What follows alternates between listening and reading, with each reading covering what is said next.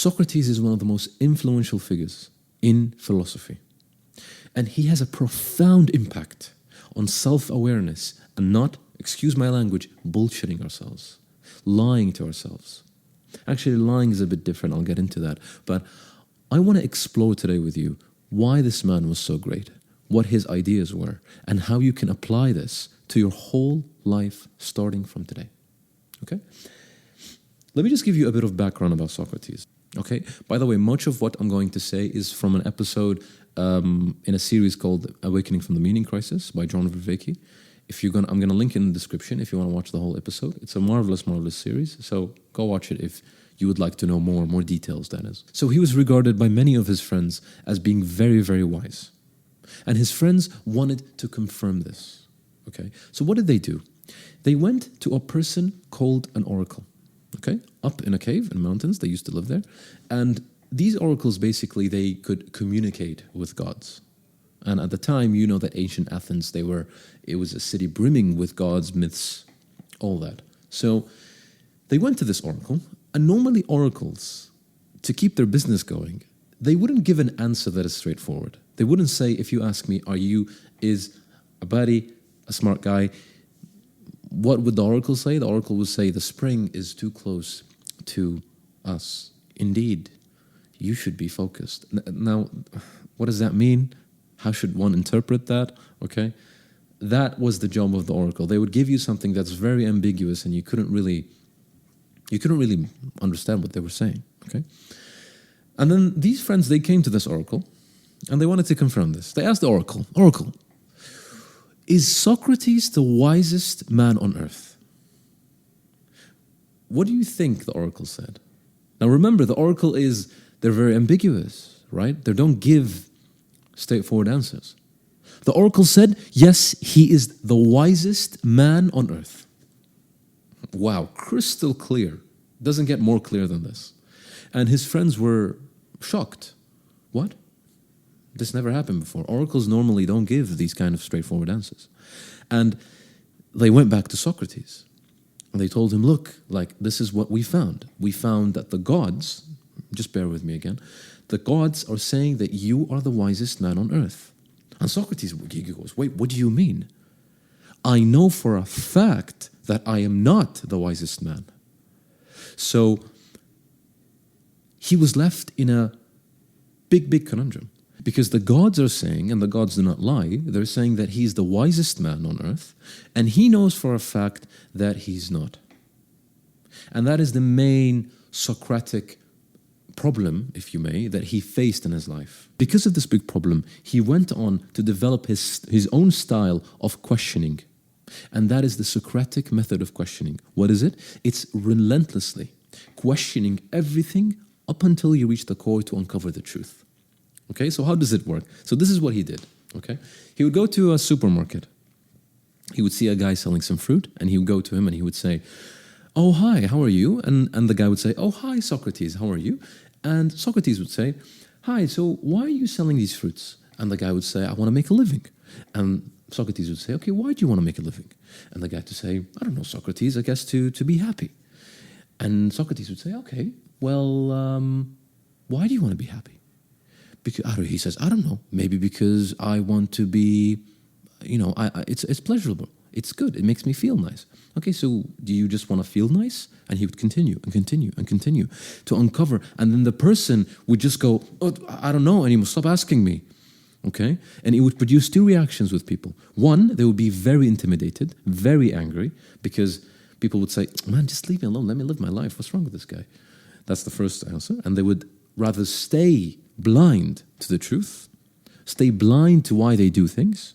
And the second group of people would say, oh, wow, I didn't think of it like that. This is crazy. This is amazing. I've never thought of it like this. Let me do some thinking. Thank you, Socrates. And then Socrates would go. And he realized something. A lot of people really bullshit themselves. Okay? What does that mean? If I say to you, I want you to really pay attention on my finger, okay?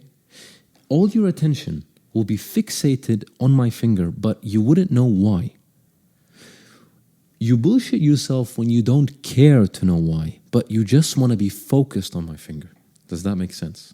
For example, let's say that you are pursuing fame, okay? Why are you pursuing fame? Someone would ask. And you would say, because it makes me happy.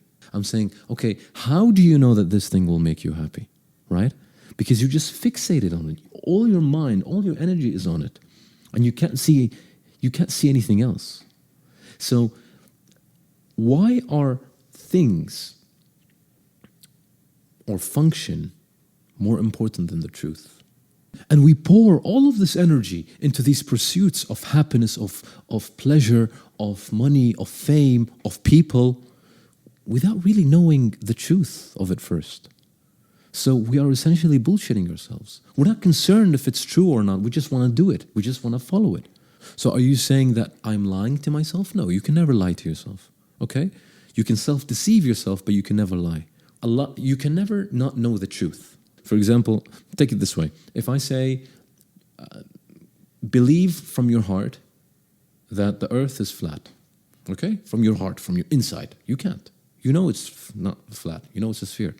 So you can't really lie to yourself. And think about the function of lying. When you lie, let's say you lie to someone, you are changing the truth because that will influence their behavior. For example, if you're late to a class or you're late to work and your boss says, why are you late? You would say what? You would distort the truth to change their behavior. And what do you say? You would say, I was taking my mom to the hospital.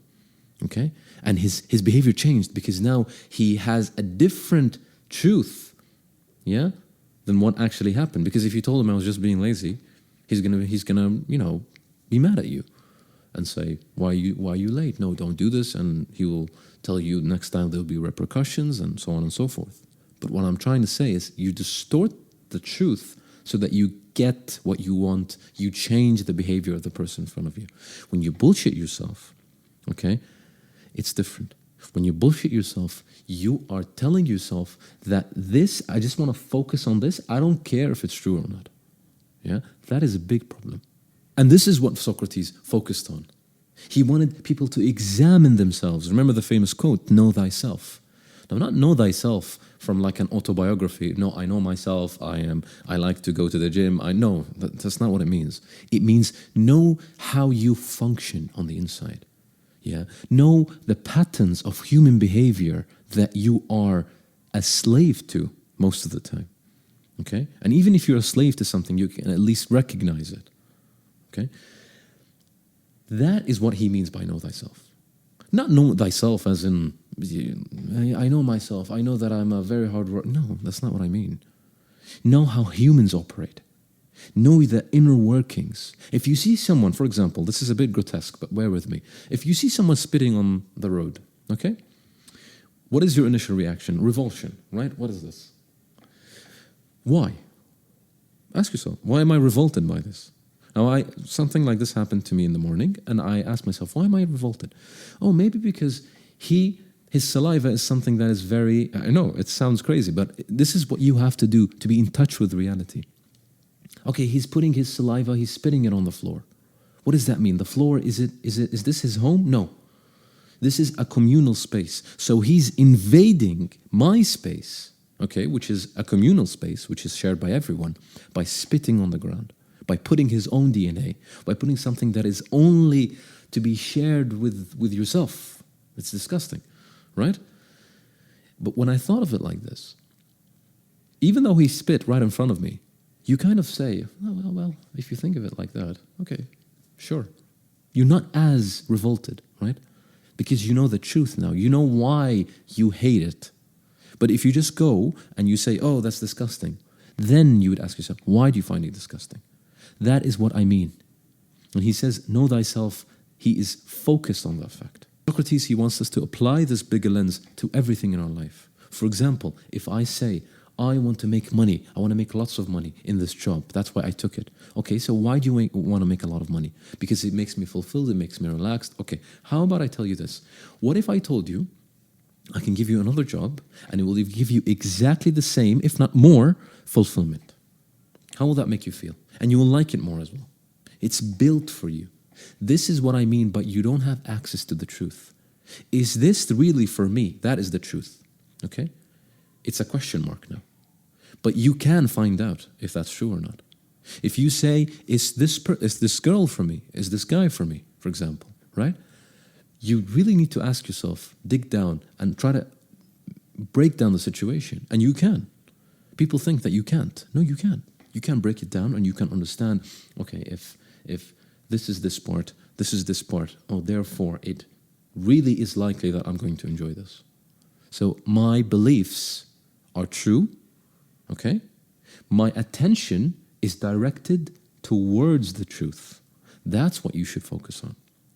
Is your attention directed to the truth? Like I told you, if you have salience, which is another word for attention, for relevance in your life. If you keep focusing on something, if you look at it so many times, you will think it's true, but it's not. Okay? It's true for you at least. Like I told you, if you say, I want to make money, lots of money, everyone will say, I want to make lots. Really? Do you really want to make lots of money? Some people do. Some people are really happy making lots of money. Are you really happy making lots of money? That's my question to you. Are you really chasing salience and relevance at the cost of reality? Okay? That's my question to you. That's why I'm making this whole video. Are you really in touch with reality? Are you really in touch with the patterns of the universe, of how they work? Because if you are, you're much more at peace. Again, all these videos I'm making is to make you feel less chaos and more peace. The less chaos, the more you understand yourself, the more that you transcend as a human being. Okay? And we all bullshit ourselves. And actually, Socrates, he was going to be killed. And just before he was going to be killed, they asked him one last time. This is a very complicated story of how this came about. But they asked him one last time, what do you have to say? Should we just forget all of this? And you go. And he said, an unexamined life is not a life worth living. I can't. If you send me out there again, I'm going to continue doing what I'm doing. And they didn't like that at all. And they killed him. And it was a tragedy for a lot of people. You can see some of the famous paintings, the death of Socrates. People are crying. And it's a marvelous story. You should read more on it. This is a very brief video. But let's all stop falling into the traps of self-deception, of just fulfilling our needs. Because needs and truths are not the same thing. Truths can be a lot of the time, most of the time, they're uncomfortable. Yeah? But when you seek the truth, you become more at peace. Okay? I hope you guys enjoyed this video. Hit the like button for me to help me and my journey on YouTube. And as always, Assalamu alaikum